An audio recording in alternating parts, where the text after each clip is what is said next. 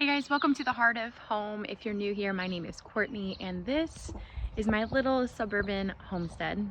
We have been in the middle of making quite a few little adjustments to what we have going on here. My husband finished one of our garden beds. We got some worm stands made, and there's a bunch of other little honey-do lists that I shared with you guys in a last video that my husband's been working on. Let me tell you guys, he's been going to town. We've been getting things done, so I am excited to show you guys what we have updated. But before we do that, I need to go get some tea.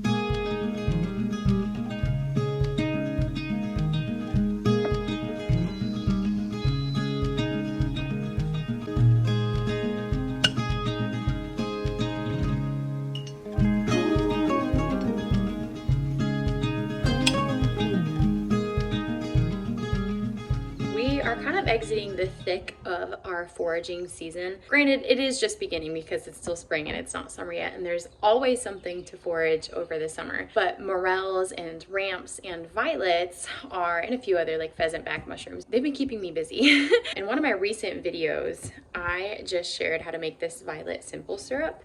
And this is one way that I've been using it, is I've been putting it in tea. Now I do prefer that when I'm doing more of an iced tea, but it is sufficient when I don't have my honey on hand to sweeten my tea.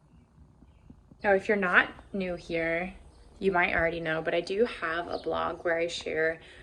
Now it's young. Let me just put that out there. It's not like a really established blog. I just started it last year. But I do put out some recipes, and I'd love to know, is the simple syrup recipe something that you'd want on the blog, or is it sufficient just to have a YouTube video about it? You want to come in here?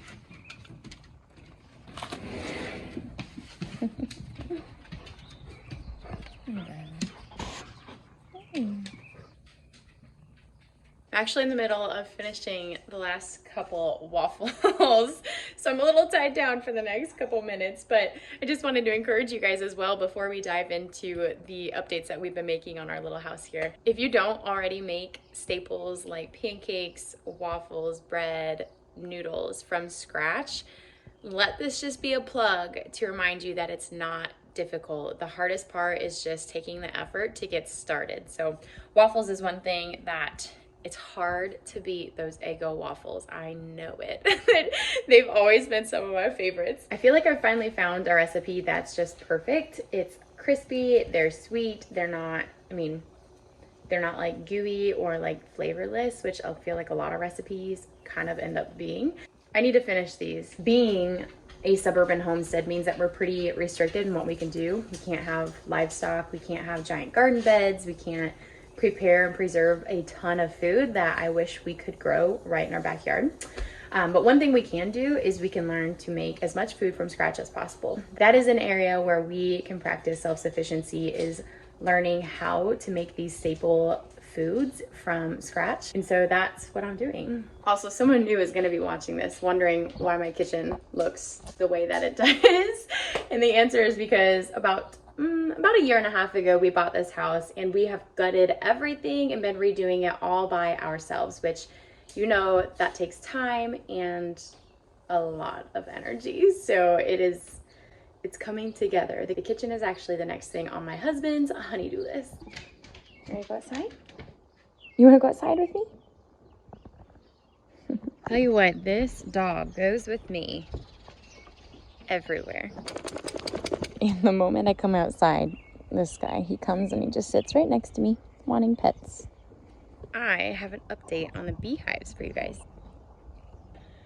I have to walk by the gutters and the fascia in the house very calmly and very quickly, because I think that some wasps might have taken residence up in there, and I hate wasps. Which you might be thinking is interesting, that I want to be a beekeeper if I hate wasps. Well, wasps and bees are not the same, and they sure have different demeanors. I'm in a pickle. Our garage, which is where these beehives are 10 feet up off the ground. They're more than 10 feet. They're definitely more like 20. With a swarm trap, which is what I've got set up here, you want it to be elevated off the ground at least around 10 feet, preferably like up in a tree or like on a south-facing edge of the woods, facing a field. There's all sorts of different strategies. We don't have that. We don't have that in a suburban homestead. And so I put my swarm trap just up where this hive is going to be. And I did actually have a scout bee that was checking this out for quite a few hours. I'll put some footage up in here that I got of it. Unfortunately, he did not bring his swarm back with him. I may or may not catch bees this year, and I am refusing to buy a nuke or anything because that's just not the strategy that I am taking. The strategy I'm taking is trying to catch strong genetics from my region and not from, like, you know, Virginia or Minnesota, or bees from somewhere else. And the way that I do that is either asking a local beekeeper for a split off of one of their colonies or catching a wild swarm myself, which is what I'm trying to do. But I'm not going to be upset either way. I've already learned so much in this first year of just trying to catch bees. But here is the final product of what I showed you guys in the honeydew YouTube video. So essentially our garage roof is sloped, which isn't terrible, but it's not necessarily preferred. And so Caleb just built these simple little leveling ramps, and we set the cinder blocks up on top of them. And you can see, like, it's already bowing a little bit, which we anticipated, but it is doing its job. It's just keeping the front end elevated, keeping the hive mostly elevated with a very slight slope. And we've got enough set up here for 4 hives, 6 if we really want to stretch it. But in the meantime, we're just hoping for 1. I really hope that I catch some, because I want to share with you guys how to keep bees in a suburban area, because a lot of people keep them out in fields or acreages. It's so funny. I sent my friends Josh and Jordan from Working Aussie's Homestead a picture of what we've got going on here, and they said, on the roof? I said, well, I can't really put them in the yard. We've got 2 dogs and a child, and I'm already maximizing that space with gardening and food and tea gardens and stuff. My roof, I have not been able to maximize yet. I'm not going to put a garden up here. It just won't hold the weight well. So what I am going to put up here is bees. It's the perfect spot for them. Usually the wasps are crawling in and out of that little crack right there. So they're either out and about doing their jobs, or they're still sleeping. I do need to close that up and get them out of there. I told you guys I was in the thick of foraging. Here are some cleavers, or the sticky plant, that I actually have been drying. It looks like they're dry enough now. Those eggs need to go to the garden. They're really, really great in tea. Of course, they have a bunch of medicinal benefits, but that's not what we're talking about today. Don't get sidetracked, Courtney. Don't get sidetracked.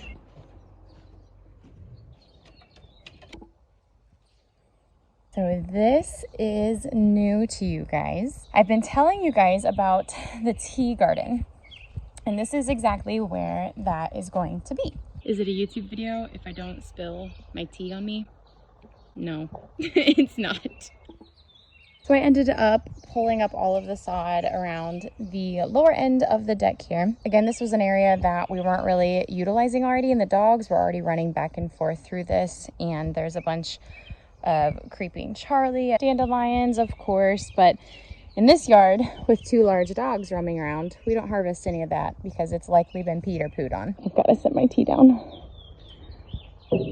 So the idea here is to put in more perennials like roses. We'll have some lavender, some yarrow, just some more edible herbs and plants, but I'd really love to keep it perennial so that I can just be like hands off and that they just come up and do their thing every year. I will probably add some annuals, of course, but like basil and other little beautiful plants that are delicious in teas.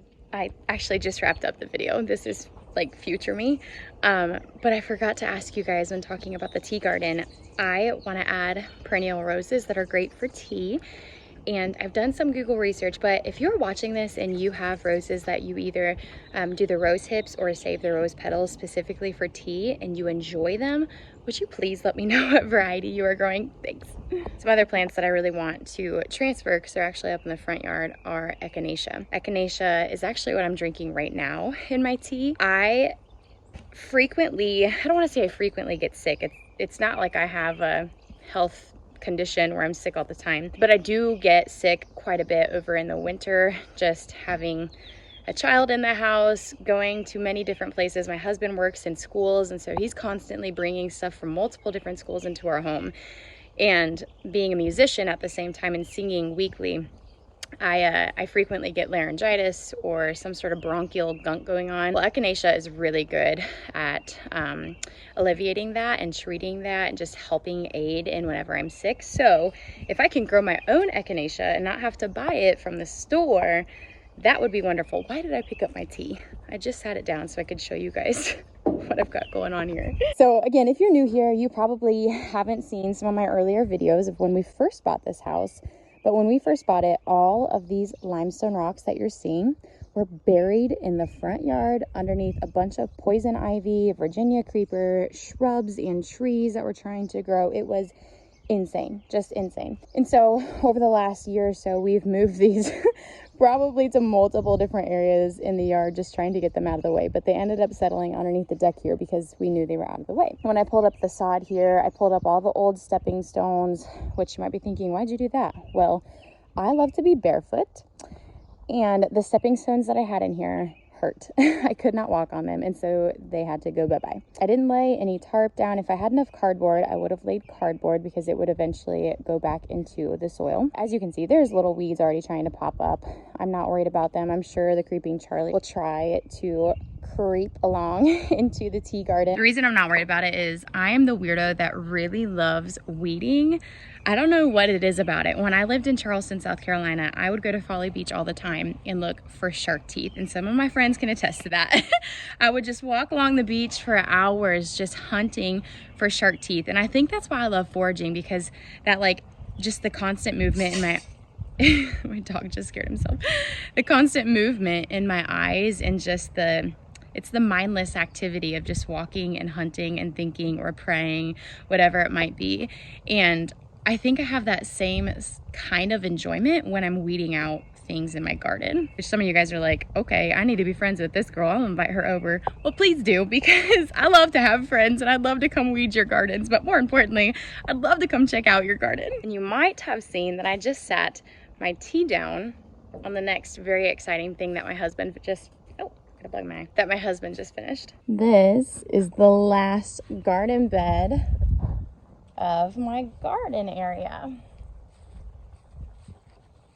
Isn't it beautiful? It really does finish the space. I don't know how many garden tours we have done, guys, where this was just cardboard and rocks and dirt and stuff. Now it's so beautiful.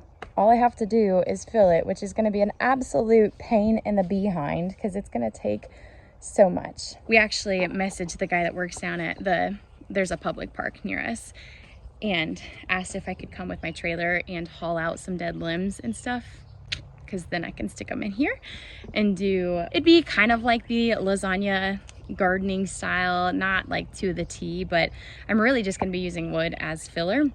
Now I do know the thicker the wood pieces you have in a garden bed, the longer it takes for them to break down, and they are going to suck more nitrogen out of the soil. I'm not necessarily concerned about that. It hasn't been a problem in any of my other beds, and we did the same method in them. So I need to hop on that. Just like I told you guys earlier, I get sick often, and I have definitely been fighting something. I've been waking up with like pressure in my ears and just gunk in my sinuses, but nothing we were like, oh, I'm sick. You're just kind of like I wonder if I'm getting sick time. Yeah, that's me, which is why I'm drinking my echinacea tea and taking it easy, which is recording videos with you guys, because this is easy and it's fun, and I love showing you guys what is going on in our little homestead here. I do have some plants planted that are growing, and I've got plenty of seeds that are actually sown in different garden beds. But we're not here for a garden tour, not yet. You'll have to, like and subscribe, stay tuned for those, because those do get very fun. Now I've got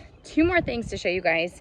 One doesn't have to do with my husband's honeydew list, because I did this one all by myself, and I'm very proud of it. It was very easy, and my son actually helps me with it, which is very, very sweet. We recently, which also, while I'm talking, I'm noticing a ton of mosquitoes over here. Hate them so much. We recently got blueberries bushes, which is what you see here as well. I've got to tell you guys about these quickly, because for whatever reason, there's a bunch of mosquitoes over here, and I keep getting bit. So we, in a recent video, went to a garden center up in Wisconsin when we went to go get my bike, and we got some blueberries and some honeyberries, which are these 2 guys right here in the middle. They're the ones that are a little more kind of a dark full green. These are more of a limey green. But the honeyberries are also called hascups, and they're a little more bitter. They're great for jams and jellies. They do have like more antioxidants and whatnot in them. We got 2 blueberries. My son was persistent on having blueberry bushes. And then 2 hascups or honeyberries. And I actually did sow a couple of sunflower seeds back there. We'll see. This area doesn't get a bunch of morning light, and blueberries do love a pretty acidic soil and lots of light, but as soon as it's about 10 o'clock, they're all receiving light. All right, time to run away from that corner of the yard because it's flooded with mosquitoes, which is crazy because I don't have any standing water over there, but now I'm so itchy. Berries are one thing that I've been wanting to add to our little homestead here.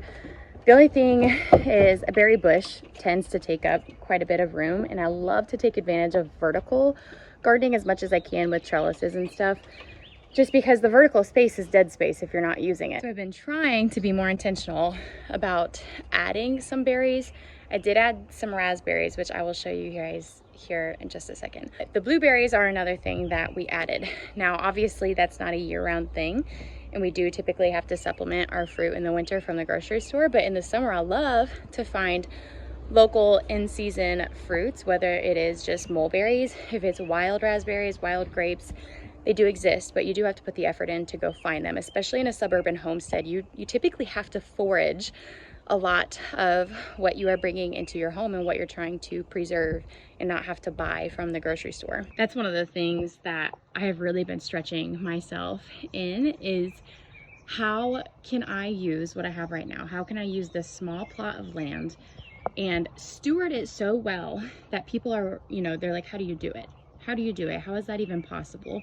Because our society has such a mindset of, if I don't have 3+ acres, then I can't garden, or I can't, you know, grow all the onions that I need, or all the garlic that I need, or grow berries, right? They think they have to supplement by supporting large commercial farmers and buying from grocery stores that have been sprayed, or, you know, the list goes on and on. The reality is, I want to steward what God has given me with this house and with this land, and to do everything that I can to maximize everything that I can without sacrificing our comfort of living, but only enhancing it, and then showing others that they can do it too. If you're gonna be out here, you guys stay close to mama. Yes.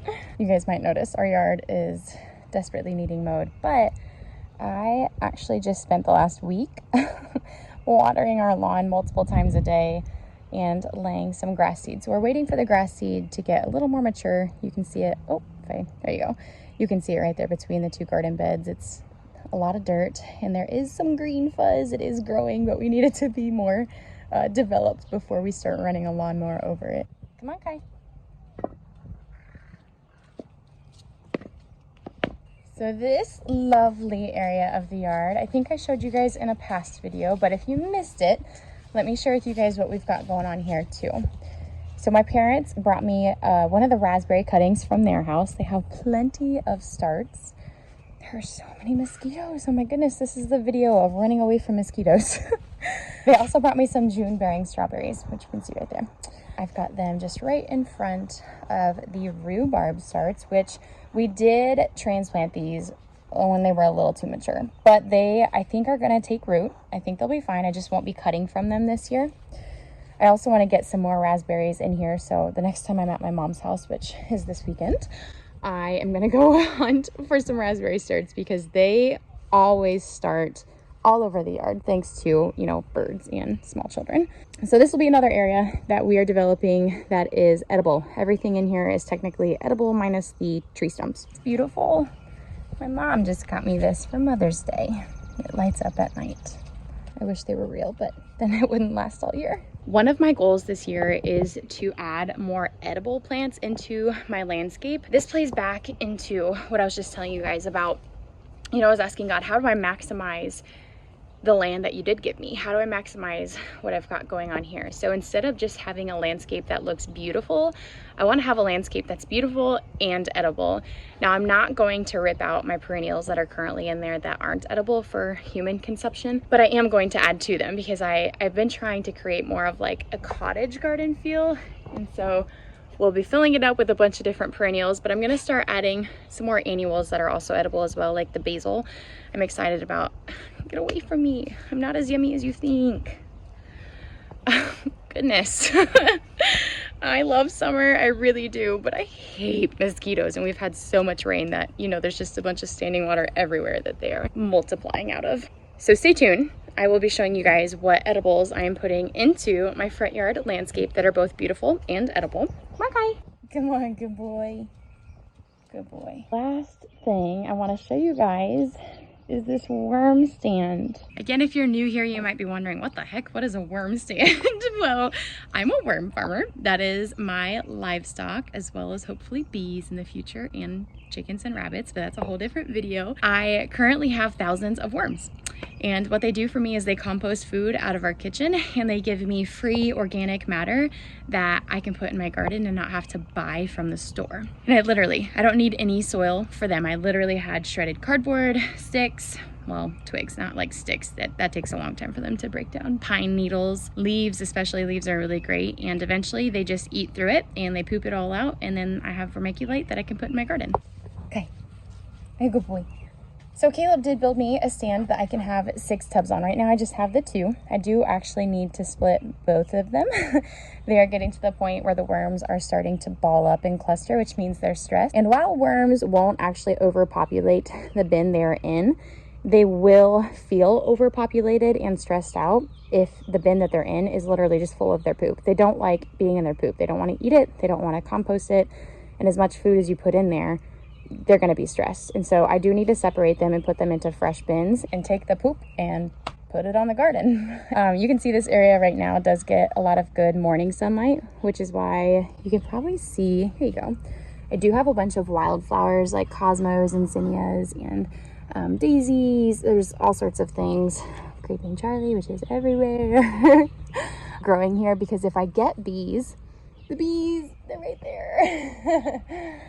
And I'm hoping that this will be a great source of flowers for them, as well as my garden. And, you know, they fly up to 3 to 5 miles away from their colony. One of my next steps is going to be getting some more worm bins put in here. The sun will go away probably closer to noon. It's pretty well shaded for the most part over here, so they won't be cooking necessarily because it does get hot. Which reminds me, I should probably open these. Yep. So just like any other livestock, I do have to be careful with these guys. See, it was already having some condensation.